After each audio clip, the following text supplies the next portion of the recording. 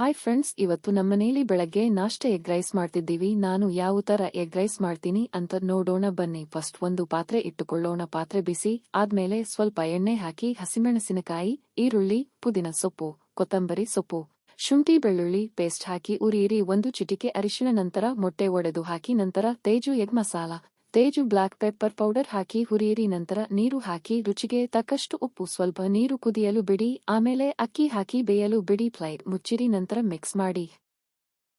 ಎಲ್ಲವನ್ನು ಸರ್ವ್ ಮಾಡಿ. Simple and easy tasty recipe egg rice ಚೆನ್ನಾಗಿದೆ. ನೀವು ನಿಮ್ಮನೇಲಿ ಟ್ರೈ ಮಾಡಿ. ಇವತ್ತು ನಮ್ಮನೇಲಿ ಹಸಿ ಅವರೆಕಾಳು ಸೊಪ್ಪು ಸಾಂಬಾರು, ಉಪ್ಸಾರು.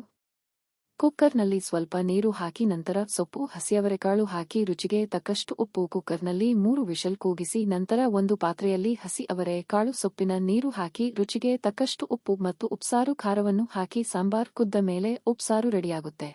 ಹಸಿ ಅವರೆಕಾಯಿ ಸೊಪ್ಪಿನ ಪಲ್ಯ. ಒಂದು ಪಾತ್ರೆ ಇಟ್ಟು ನಂತರ ಎಣ್ಣೆ, ಸಾಸಿವೆ, ಜೀರಿಗೆ, ಬೆಳ್ಳುಳ್ಳಿ, ಕರಿಬೇವು, ಈರುಳ್ಳಿ, ಒಣಮೆಣಸಿನಕಾಯಿ ಹಾಕಿ ಉರಿಯಿರಿ. ರುಚಿಗೆ ತಕ್ಕಷ್ಟು ಉಪ್ಪು, ಬೇಯಿಸಿದ ಅವರೆಕಾಯಿ ಮತ್ತು ಸೊಪ್ಪು ಹಾಕಿ ಉರಿಯಿರಿ. ನಂತರ ಸ್ವಲ್ಪ ತೆಂಗಿನಕಾಯಿ ತುರಿ ಮತ್ತು ಸ್ವಲ್ಪ ಸಾಂಬಾರ್ ಪುಡಿ ಹಾಕಿ ಮಿಕ್ಸ್ ಮಾಡಿ. ಈಗ ರೆಡಿ ಟು ಟೇಸ್ಟ್ ಹಸಿ ಅವರೆಕಾಯಿ ಮತ್ತು ಸೊಪ್ಪಿನ ಪಲ್ಯ. ರಾಗಿ ಮುದ್ದೆ.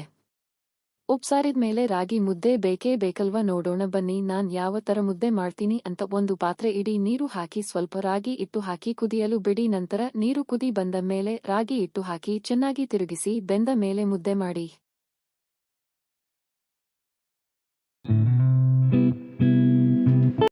ಚುರ್ಮುರಿ.